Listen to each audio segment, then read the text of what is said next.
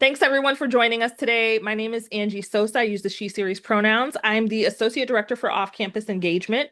I'm joined today by my colleague. Wenma, I'll let you introduce yourself. Hi, my name's Wenma Poya. I'm Associate Director of Financial Aid.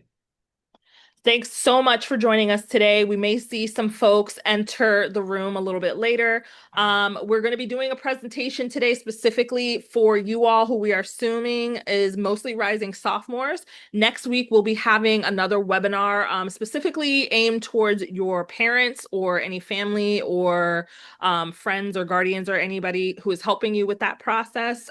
So we definitely recommend that they connect with the parents and families group so that they can participate in that as well. It'll go over very similar information, but we do want to make sure that they kind of know how to help you in this process. As you all are or should be rising sophomores, we want to cater this a little bit more towards you. We are going to go over a lot of the same type of information that we have provided in recent years to folks who are navigating this process, but we do want to make sure that we're aiming it towards your group in particular because we're very aware that over the next year, you're going to be thinking a lot about off-campus housing, on-campus housing, studying abroad, etc. And so we want to make sure that when you all return in the fall semester, there may be many of you who are looking to sign your leases right away. And that is not something that you necessarily shouldn't do, although I do advise against it only because there's a lot of factors that I want to make sure that you are educated on and aware of and thinking of prior to signing that lease.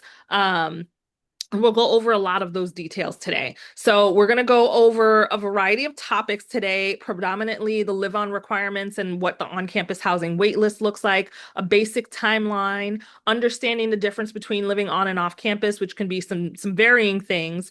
If you're studying abroad and looking to potentially sublet, we'll go over some budgeting, financial aid, and other payment plans, general health and wellness, navigating some of those challenges, and then resources that us here in off-campus engagement can assist you with. For you all who may be wondering, off-campus engagement is a portion of the residential life group. So you're always welcome to reach out to residential life or student services to connect with us. But you can also reach us at offcampusinfo@tufts.edu. If you've got questions or anything like that, we definitely recommend putting it in the Q&A. We'll try our best to get to it, but myself and Wenmo are going to be leading this presentation as well as answering questions, so we may not get to them until the end of the session. But feel free to put any questions or clarifying questions in that chat box. That way we can get to it towards the end. So just to kind of get started, understanding the live-on requirements when you're here on campus, there is a 2-year residency requirement for students who are living on campus. That means if you're entering first year or you are a sophomore student. We do have some students who are transferred in as sophomore students who aren't necessarily living on campus. Those are a case-by-case basis. But for students who are starting off as their first year here on campus, you are required to live on campus for those first 2 years, usually the equivalent of 4 semesters. Some other things might come into play. Say for instance, you have requested an exception to live off campus for a variety of reasons, usually medical or religious. There is a process to go through that. And so if that is something that you find yourself in, you can reach out to student services at tufts.edu, and those emails can be forwarded along to the appropriate group, whether that goes through through the Office of Equal Opportunity or through our director in residential life and learning. There's a variety there. For students who are looking to live on campus as juniors and seniors, you do have the opportunity to apply. There are a limited number of on-campus spaces that exist for rising juniors and seniors. They are limited. So that is why we have the option of the housing waitlist. You're no longer automatically added to the housing waitlist if you apply for on-campus housing and don't receive a lottery number. That is something you would need to opt into. Or if you have applied at a later date and you do want to be considered for the waitlist, you can add yourself to that at a later time. That typically happens around November, early December. So we definitely would recommend keeping an eye on emails from our office, checking out our website to have more detailed information about that. But essentially, how the lottery and the waitlist number process goes is you're going to apply for on-campus housing. So if that's something that you want to be considered for, that application will be available towards the end of September or early October. It will be open for a shorter period of time to be considered for a lottery number. So if living on campus is even an inkling of an idea that you have, we definitely recommend apply. You can always pull yourself off of the list. If you get a lottery number and you choose to not, live on campus any longer, you can pull yourself off of there as well. But it's better to apply than not apply. So if living on campus is anything that you've ever considered, we highly recommend applying. Say for instance, we've gotten to the November period of time, and now we're determining whether or not you're going to get a lottery number, which means you're guaranteed a space on campus, or a wait list number. If you receive a lottery number, you are guaranteed a space in one of our junior or senior housing options. That means it could be Sophia Gordon, it could be something in the cohos, etc. Usually those lottery numbers are not factoring in fraternity or sorority housing or theme and special interest housing, though those are still options available to you. So if you're interested in either of those, we definitely recommend those processes as well. Something to be aware of is if you're a rising junior and senior who is considering studying abroad for a semester, a year, whatever the case is, you will be required to complete a study abroad intent form through the Office of Global Education. That is an information, a list that we receive in residential life. Predominantly, we are giving students who are in need of housing for the full year housing. So if you have put your name on that list as someone who is potentially interested in going abroad, the chances of you receiving a lottery number are quite low. It's not impossible, but it is quite low. So that is something that we want to keep, you aware of. Now, with that said, if you've put your name on that list and then decided to take your name off that list, that gets a little bit tricky because we don't get the updates as frequently. I don't know the Office of Global Ed's process in managing that process as well. So, we want to make sure that you are aware of all the different stipulations there, in terms of what your possibility of getting on-campus housing could potentially look like. So the difference between off and on campus, in terms of assignments and housing accommodations, say you're a student who has either a medical, religious, or other type of housing accommodation that should be met when you're living in an on-campus apartment. Many of those types of accommodations are easily met when living off campus. Lots of the types of accommodations can be single rooms, can be access to a semi-private bathroom, meaning it's not a communal bathroom that's shared multiple stalls, etc. Access to utilizing an air conditioning unit, etc. Low-level floors or access to an elevator. Those are all things that you're still going to look for when you're looking for off-campus housing. However, we do want you to be aware, like those are the things you should definitely be looking for, as opposed to working with someone in particular who's going to help navigate that process for you. So if you've got questions or anything like that, you can always reach out to us and we can kind of help you walk through some of that. But those are things that you should typically be looking for on your own when you're looking for off-campus housing. Keep in mind, the Americans with Disabilities Act is still intact and it is still utilized during that or off-campus housing process. So we do want to make sure that, if you are feeling like you're being discriminated against because of one of those needs, there is still action that can be taken. We definitely recommend, seeking out legal assistance or reaching out to the Massachusetts Commission Against Discrimination, otherwise known as MCAD. Those are all resources for you. And if you're still not sure, like, how do I manage this? How do I navigate this process? You can always reach out to us in the Office of Off-Campus Engagement.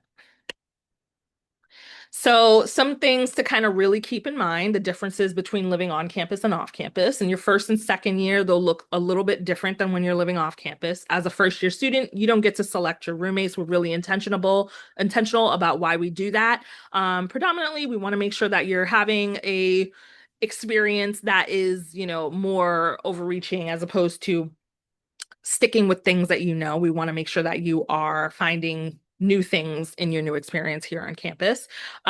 We do have you fill out a housing survey, and much of that is used to match you with people who have some similar living preferences.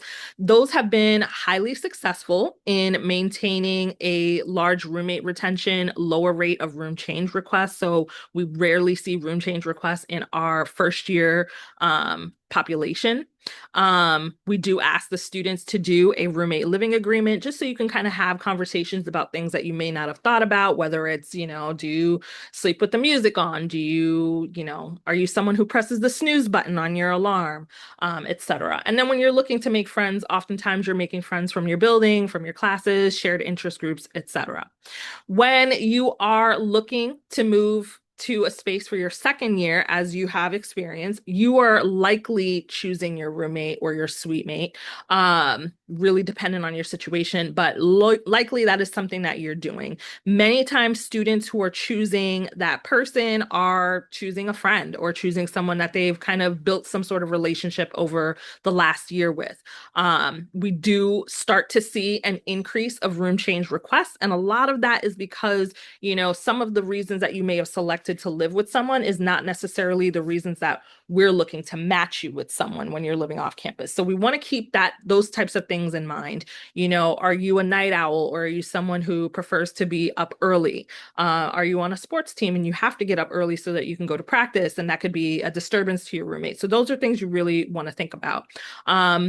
Students who still have roommates in those situations are still asked to do a roommate living agreement to still have those conversations and really determine what's going to work best for you. So that way, if any issues come up during the year, you can still talk about it. The room changes are possible, but not guaranteed. It's really dependent on what's available. If it's something that can't be worked out through a conversation, etc. Something we do want to hit home with, though, is that friends are not always the best roommates. So that is something to really discuss. It shouldn't be a question as to whether or not I really like this person and we get along really well. We listen to the same music. We're studying the same thing. The question should more so be, are their living preferences the same as mine? Are we going to clash in terms of our cleanliness or anything like that? When you're living off campus, and this is for any class year, chances are you're going to be selecting your housemates. You're probably going to have a room of your own, but the difference here is that you're less likely able to move out.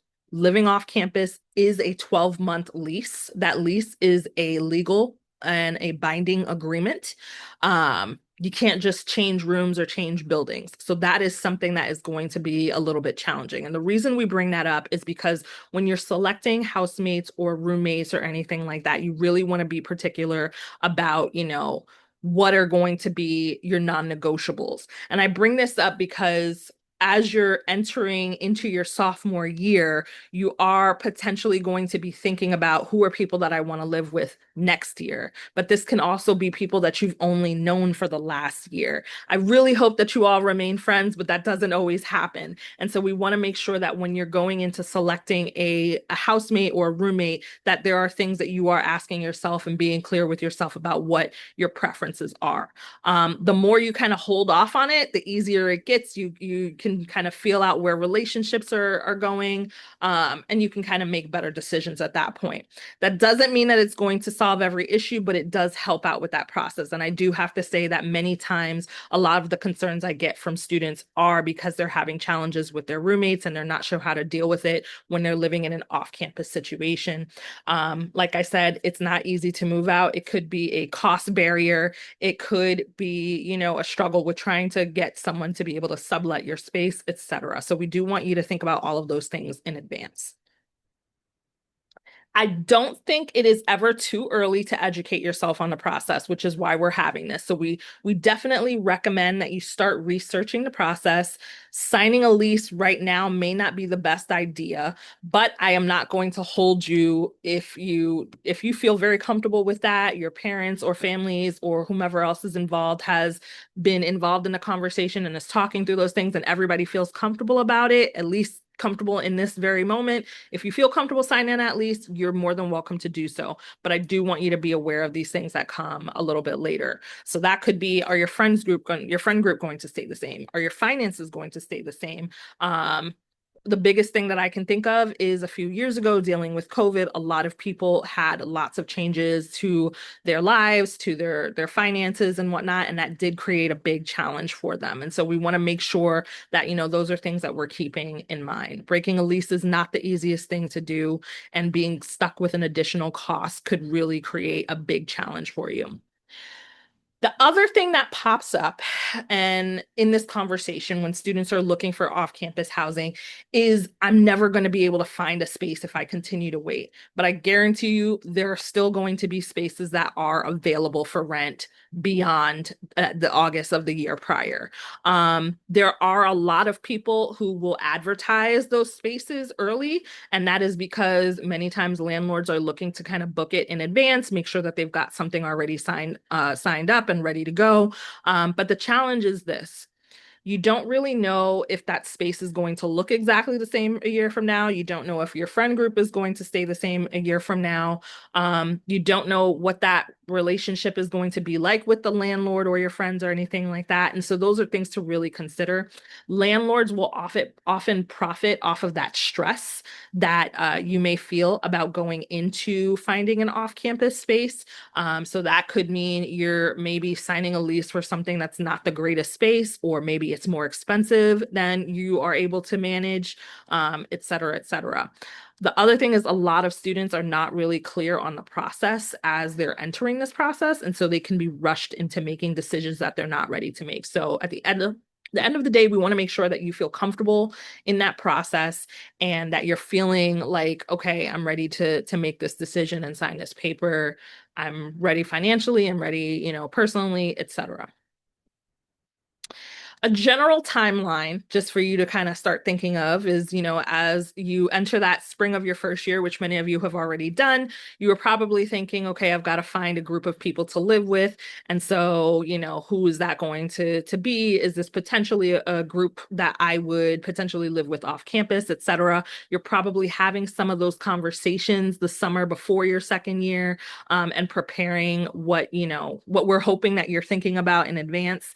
The fall of your second year, really diving into it. If you haven't already signed a lease, starting to learn more about it, starting to think about your finances and what's available. Maybe you found a space and maybe you've signed a lease. Maybe that's something that happens in the spring of your second year. And then the summer before your third year, you're kind of in that preparation time of being able to move into your off-campus space. I want to focus heavily on that summer before your second year and the spring of your second year period. So points 2, 3, and 4 here. Really, it's about the preparation. So learn about the details. Do you want to study abroad? What are your finances looking like? Have you spoken to your family about, what maybe some of their preferences are? Maybe if they're going to be the major person involved in the payment of things, they might want to have a say. So having those conversations really early. Have you thought about all of the questions like, can I afford the rent that my friends can afford, or is the location too far? Things like that. Those are all things you want to consider. Have you thought about bringing your vehicle to campus, but your vehicle is registered in another state, and now you have to consider, making payments to have your unit either registered in the state of Massachusetts or paying a hefty parking fee so that you don't have to re-register your vehicle in Massachusetts. There's lots of things that go on here that you should really consider in advance. If you're thinking about studying abroad, it's not just a question of should I sign this lease, but am I going to have somebody who can sublet my space? Are you someone who would rather live on campus? And, are you making that decision before you've had the opportunity to apply for on-campus housing and determine what that outcome is? So those are all things that you really should be considering. And these are things that we want to make sure that, you're at least having in the back of your mind before you're jumping to make any final decisions. Kind of gone into this a little bit in detail, so I'll just bypass this page a little bit. So the major differences between living on and living off campus is obviously the length of time. When you're on campus, it's a 9-month academic year, typically September to May, versus off campus, it is the full 12-month year. You're signing a housing license agreement when you're living on campus versus a rental lease. The housing license agreement has more stipulations than a rental lease will, although they both have stipulations in it that you should be aware of. So make sure that you read those documents before you sign an agreement agree to them. At the end of the day, if you don't sign and agree to them, you won't be allowed to live in that space. So that is something that's really important. Finances are going to be done a little bit differently when you're living on campus. Those housing payments are kind of all in one. It costs, the amount of the room, the amount for utilities, that includes internet or water or heat or anything like that. You pay those things up front each semester. When you're living off campus, you got to be a little bit more responsible. There are monthly payments to either a landlord or a property manager. If you have to get separate utilities, that means gas or electric or anything, they're usually going to be in the student's name. So who in your group is going to put that in their name, who's going to be responsible for making the payments, etc. And then personal items, when you're living on campus, all of the furniture is usually provided to you by the university. There's limitations on types of things that you can bring. You're going to be responsible for losses or damages. So we highly recommend renter's insurance, but it's kind of the same as off campus. There's but so many things that are going to be provided for you. Furniture wise, whether it's a couch or bedroom furniture or desks or anything like that, those are things that you're going to be responsible on your own for covering. And we have lots of methods. So if you're looking for stuff like that, you can always reach out to us and we can point you in a direction of finding some low cost items. And then similarly, you're also going to be responsible for losses or damages. So we highly recommend renter's insurance. Something to throw out there for you all to keep in mind is that your landlord or property manager is probably going to have homeowners insurance. The homeowners insurance is usually going to cover the actual structure of the space, the walls, the ceiling, etc. It's going to cover the appliances in the space. But if you have, delicate clothing or whatever that has now been ruined by a burst pipe, that is not something that would be covered under the homeowner's insurance. That's something that would be covered under your renter's insurance. So it is recommended that you have that individually on your own. They're very low cost. They're typically in the area from $10 to $15 per month. If your family owns their own home and has homeowner's insurance, you may be able to kind of branch off of that insurance. So you can definitely chat with whomever the provider is there to get more details there. But we definitely recommend logging all of that information and making sure you have that ready, because in the event that you end up needing it can be really difficult to deal with it after the fact. As you are rising sophomores, you are going to be on campus for the next year. It is also recommended that you have renter's insurance for living on campus. So that is something that can be transferred over. It can go from this year to being on campus to next year being off campus. So those are things that you can look into as well. Studying abroad and subleasing, I've already kind of mentioned some of the details about studying abroad. The on-campus housing application is going to be available towards the end of September, early October. The deadline for you to complete that application will be in October. And then for students who are receiving or looking to go study abroad the following year, the deadline to apply for that intent form through Global Education is going to be November 1st. You'll receive information about your on-campus application likely in November, and then the housing selection for those students who have a lottery number will also start happening in early December. For students who are on the wait list, depending on what availabilities look like, that is an ongoing process. So it's something that you'll want to be aware of via your email, etc. But if you are on the wait list, it is highly recommended that you are starting to look at the off-campus housing process. So some ways to really connect with others about this stuff. We've got an off-campus Canvas page. If you just go to Canvas, the same place where you go for your classes and whatnot, and just look up off-campus engagement, you should be brought to our page. I will be adding all of the rising sophomores to that page automatically. It'll have lots of information, whether it's details on how to navigate the process, questions about financial aid, which one we'll go over in a few slides, etc. So definitely recommending that. If you are subletting and you're looking for someone to sublet your room, or you're looking to, sublet a space, we have a subletting e-list. The link for that is available on our website, where you can just fill out a form. And it kind of requests certain information, is there a particular gender that you're looking to live with? Do you have a budget that you need to stay within, et cetera? Do you have any concerns about animals, whether they're emotional support animals or service animals living in the house, et cetera? Because those tend to be some of the big areas that we want to make sure we can match people on. We have an off-campus housing website that is partnered with apartments.com, so you can look for off-campus housing there. There's lots of resources also posted there as well. If you're still on Facebook, or maybe your family or you've got some friends who are on Facebook, there are Facebook pages. None of those pages are run by our office, I will say. So if you come across anything that says Tufts off-campus housing on Facebook, that is not something that is monitored by our team. But there are ways to look up rentals on Facebook, so you can definitely check that out as well. And then class group me chats is really connecting with people in your classes to kind of see what's available there. We're going to jump into finances. I think I've got this first slide and then it passes over to Wenmo. So Wenmo, once we get there, you can just pop on in. So the typical things that people are wondering in terms of finances is, what are the costs that we're looking at? Currently, the rate of rent is approximately $800 to $1,300 per month per person, not including utilities. So that's literally just the cost of use of the room, access to the kitchen and bathroom, etc. When you're thinking about utilities, gas, electric, internet, those are things that can fluctuate, depending on the time of the year or how many people live there, etc. So I always recommend to err on the higher side of things, approximate about $150 per month per person, just to cover those coverages. In the summertime, you're probably going to be utilizing your air conditioner, so your electric bill might be higher.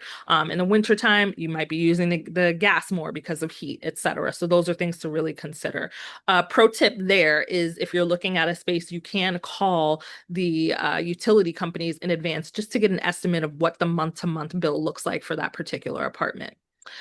Food, transportation, and personal items are all going to be variable. It really depends on the person or the group who's there. So some ways that I definitely recommend you go into this is to start thinking about how to budget appropriately, whether that is sharing fees, utilizing a wholesale club or anything like that to split the cost with your housemates on stuff such as toilet paper, or, if there's certain foods that everybody eats, does it make more sense to buy it in bulk, etc. Like I mentioned earlier, if you have a vehicle, will you need to pay for parking? So those are questions you'll want to ask a potential landlord or property manager. If there is parking available, what's the cost for that parking? Because there may be an additional fee, sometimes about $100 per month. So that adds on. Will you need to utilize public transportation based on the location of the space? Is it walkable? But also not only those questions, but what does that look like at different times in the year? What's doable in the summertime might not be so doable in the wintertime. So really consider those things when you're thinking about it. If you're the type of person who is in the lab until 2 o'clock in the morning, consider what that walk home might look like. So those are all things to really consider. Right. Thanks, Angie. So this slide here, we're going to talk about how aid is calculated. A question that we get a lot in financial aid is, someone says, "I'm thinking of living off campus. How might that impact the amount of aid I get?" And it really does not. And I'll kind of go into why. So we have this graphic that talks about how we calculate financial need, and we start off with the cost of attendance. It's kind of like the backbone of aid awarding. And so we consider these costs, tuition and fees, which are always charged by Tufts, housing and food, which is charged by Tufts the first couple of years, as Angie mentioned. Then there's out-of-pocket costs like books and supplies and personal expenses. And then we figure out the family contribution, looking at the parent and the student contribution, and we subtract that, and that's the financial need. And we may award any of these types of aid, loans, work studies, or grants. So the thing to keep in mind is that for off-campus students, the cost of attendance is the same. It's pretty much the same as a first or second year student. And the tuition and fees you're still getting charged, even though you're not getting charged housing and perhaps food, we still use the same amount as a room on campus and the Tufts full meal plan. So if let's say you have an award and you're a first year sophomore student this year, you can imagine that if you were living off campus as a junior, it would be the same award. And really the big difference is what you're getting charged on your bill, which we'll touch on later. Um, so each year, the family contribution that's determined by a review of your aid application. A thing to keep in mind is that this is very individual, student by student. So you may know someone who, you might think is in a similar financial situation as you, and it may not necessarily be the case when we're reviewing it. So just keep that in mind that, everyone's situation is different. Also, as it notes there, we don't like take into account the actual rent that someone might be paying when we're figuring out the aid. We're just using those kind of standard meal plan and campus room in the cost when we're figuring out aid. And that's why it's the same as someone who would live off campus or on campus. I'm sorry. So pretty much this last line kind of alludes to what we're going to be talking about next. So if your off-campus expenses are pretty similar to what the first and second year on-campus costs are, then it won't cost more to live off campus. But here's the caveat during a 9-month academic year. So regardless of living off on or off campus, here's the key. We're basing it on 9 months because that's when the academic year, and that's just a financial aid regulation that we have to adhere to. So we're not able to take into account a 12 months, where the lease might be 12 months. So, yeah, why don't we go to the next slide?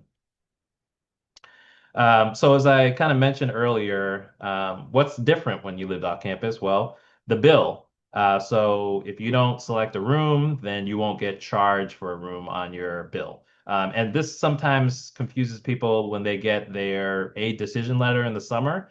And because of what I mentioned on the previous slide, the housing and food is included as a cost, but that isn't a bill. So that's just telling you how much aid you're going to get. You're billed every year in July for the fall and then November for the spring. And that's where you actually see your charges. And if you haven't picked a room, you're not going to get charged for a room. Also, students living off campus, they may decide, hey, before I had a Tufts full plan, but I don't need that. Maybe I'll get a lower cost meal plan, which would further reduce the amount that is due to Tufts.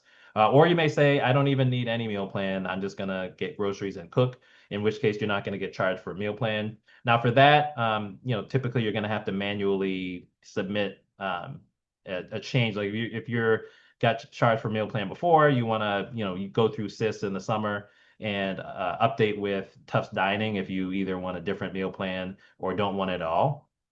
So typically, all things being equal, if you have a similar award as you had in the past year, then the charges are going to be less than, what it was when you had the room and the meal plan charge. So all the aid, which is grants and accepted loans, so that's even if you were awarded a loan as part of your aid package, it won't show up in SIS as a credit until you go into SIS and accept that loan, and then we put a credit on there. So all that aid that is, grants and then accepted loans just gets applied to your charges on your bill. And so what you owe will again be based on your own aid package. And so again, it's you just kind of have to look at your own situation. Even if you have friends who are kind of, everyone has a similar kind of family situation, you just want to make sure you're looking at yours because other people may have differences going on that you may not be aware of, they may not be aware of, but it may not be exactly as yours. So in all cases or most cases, if you have a similar award as the previous year, then your balance due to Tufts is going to be lower because there's less Tufts charges. In some cases, for students who have a lot of aid and it exceeds their charges, they would have a credit, and we'll talk about the refund later. But there is no preset, like you're living off campus and Tufts is issuing you funds. That's not a thing. There is no like, off campus, stipend or anything like that. So it's really an individual. If your aid happens to exceed your charges, you have a credit. If it doesn't, it means that you owe less to Tufts. But that money that you would normally pay to Tufts, now you're paying directly to a landlord and, getting utilities and foods and things of that nature. So now we'll go to this refund situation, which again, I stress only happens if you have an amount of aid that exceeds the charges on your bill and you have a credit. If that's the case, then you can request a refund at the start of the semester. And if you have any pending aid, which just means aid that can't come in right away, like if it's a federal grant and we're required to wait until that comes in, once all that money's come in, typically around the start of the semester, you can request a refund and budget those costs or that refund out for the course of the semester. So that's one thing to keep in mind. The bursar, the billing office, they only begin processing refunds after classes start. So you're not going to be able to have access to that money in the summer. So you want to kind of plan accordingly.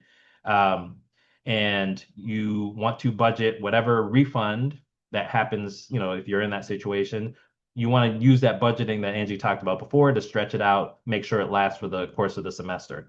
Now, if people who normally in the past or, when they're living on campus, their parent might have gotten a loan to help pay the costs. They can still do that because, like I said, the cost of attendance is the same, and that might create a refund when the loan money comes in. So the billing office, they just whatever the credit is, like if it's $1,000, it's all going to get refunded at once. They're not gonna You're not gonna be able to take it throughout the course of the semester. If there's any pending aid, it's not going to be available till that aid comes in. And again, you have to budget it through the course of the semester. Like I said, um, the billing people start processing these requests the first day of the semesters, may take 7 to 10 business days, or goes to your bank account. And some of you may be familiar with, like Tufts partners with Bank Mobile. And so they, send out a notification to students to say, hey, if you have a refund, if it's through Bank Mobile, give us your bank account. So if you haven't done that and you do have a credit, then you need to make sure to do that so they can transfer the fund to the right place. And like I said, again, that last point, if you have loans that create a credit, that can be refunded if it exceeds your charges. So let's move on to the next one. So this one is talking about how much apartment can I afford?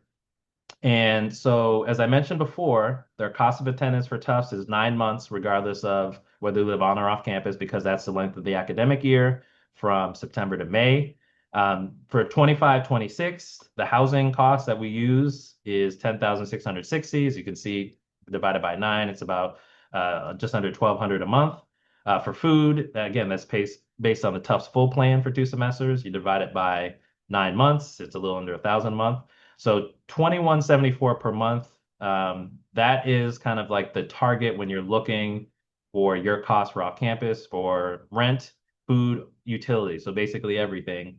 If you keep your costs under that amount, or at or under that amount per month over a 9 month span, then it'll cost the same to live on campus as it would to live or live off campus as it would to live on campus with a Tufts full plan, meal plan during the year.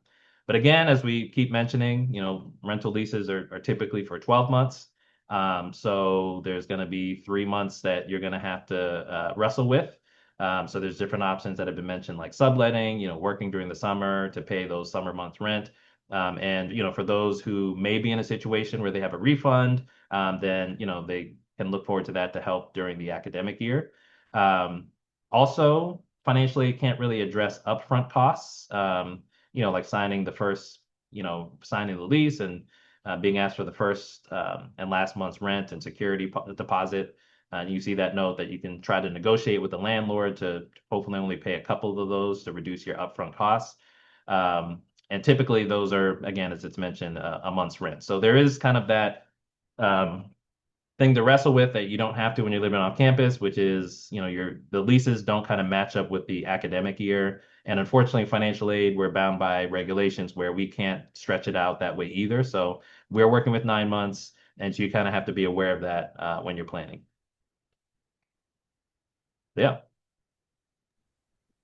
Thanks so much for that. So this next slide is a little bit of a breakdown for folks who may be wondering how it kind of lines up with when you're living off campus versus being on campus. The first two columns here, that orange column is taking into account if you are using financial aid. Again, as Wenmo had mentioned earlier, the cost that would be associated for your room is kind of factored into that first and second year cost. So that's why you see a little bit of a difference in the rent costs from that column and column number 2 with juniors and seniors. Juniors and seniors, your on-campus housing costs, if you're coming out of pocket, is typically $1,398 per month. And then kind of breaking it down over the varying different areas, utilities that may or may not be included versus what you should put aside when living off campus, if you have a meal plan, etc. When you're living on campus, you are going to be required to have a meal plan. So these just kind of gives us the basic ones that are typically requested. You may or may not have transportation, you may have varying personal items, etc. So this really gives you a breakdown of what we're looking at both month to month versus over the entirety of the period, the 9 month period versus the 12-month period. And as you can see, they are very similar in their amounts. It's really dependent on you and what your budgeting is. So we definitely recommend, keeping this in mind, thinking in advance, like what are those numbers going to look like? If you're someone who needs to strengthen up on some of those budgeting things, definitely looking into some of those things, and how to manage that to work for you the best way it can. We do have a budgeting worksheet on our resources page that you can download. So it gives you information on how to kind of figure out those first upfront fees that you're going to have to pay, which could be your security deposit, which you may or may not have from your landlord. It's really dependent on the landlord.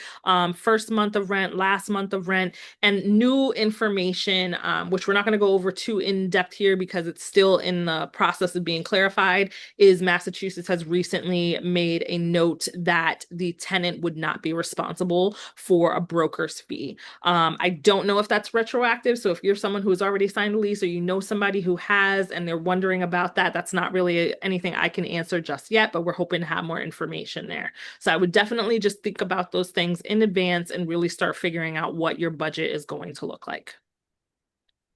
So you're ready to begin your search. Lots of different ways that you can do that. You can look for it via Facebook.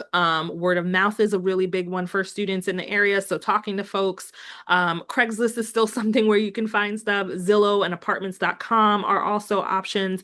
But something that is really important to keep in mind is that even though these places all have options that you can possibly find something, they're not necessarily monitored for potential scams. The positive thing with our website that does partner with apartments.com is that you will need to sign in with your Tufts information, so your username and your password, in order to get access to certain things. So the likelihood of us being able to, catch something that may be a potential scam is a lot higher than some of those other areas. So that's something to keep in mind. Regardless of whatever option you choose to actually look for a space, we want to make sure you're asking lots of questions, that you're asking the right questions, that you feel comfortable in what that process is going to look like, and that you keep in mind that, if it sounds too good to be true, it probably is. We're in Boston, we're in a very expensive city. So if you're finding something that looks, brand sparkly, new, and it's only going to cost you $600 a month, it's probably too good to be true and doesn't really exist. So we want you to really use your due diligence there. If you're able to see the space in person, highly recommended. That's the other reason why we do recommend waiting until you're actually in the area, is because we don't want you to see something online, assume that that is exactly the space that is available. It looks exactly like that. And then you send your money and now you've lost money in advance. So we want to make sure that you have the opportunity to kind of like see these things in advance, ask questions, and feel a little bit more comfortable about that process. We are not going to be able to look at spaces or, really manage that entire process for you. So our goal here is to provide you with as much resources and information, to make sure that you feel comfortable in that process. That means, telling you that you need to be honest with yourself and your friends about what your needs and your wants are. Understanding that you're going to need to compromise with people. Understanding that there are going to be some deal breakers that you need to, choose between, and understanding that you can't really get out of a situation as easily as you might be able to if you lived on campus. So those are really important things that we want to make sure that you're thinking about in advance. Health and wellness resources are still available for students who live off campus. So that means you can still get a dining plan. You're still eligible to utilize health services or CMHS or student support. We definitely recommend continuing to utilize those resources as they're available to you. Using different methods. There's folks in the career services office or even in my office who can help with, kind of talking you through some thoughts on how to better budget, to make things a little bit more useful. When you're living off campus, we send out monthly newsletters that might increase. We're going to be utilizing our social media pages a little bit more so that way we can advertise tips and tricks for living off campus, whether that is quick and affordable recipes, student discounts at neighborhood businesses, or anything like that, events that are happening, or just how to navigate general processes. So for instance, when you're going into the winter months, say you're going home for that winter break period and nobody's going to be remaining in your space, something that you really want to pay attention to is who's responsible for shoveling, the sidewalk or anything like that in your space. Because if it's not shoveled and somebody falls and hurts themselves, someone's going to be responsible. It could be you, it could be your landlord. So those are things we want you to make sure that you're aware of. Ensuring that the heat is at a certain level so that you don't run into any issues with burst pipes. That could turn into a major flooding situation. And if you're not home when that's happening, there's another situation that you have to deal with when you come back and things can be ruined, etc. Lots of useful resources. Please feel free to screenshot this particular page or anything like that. This information is also available on our webpage. So if you've got additional questions, you can always reach out to us at offcampusinfo@tufts.edu. You can email student services at tufts.edu for either us or financial aid, or you can check out our websites. We highly recommend it. I am going to stop recording here, and then we're going to answer some of our questions.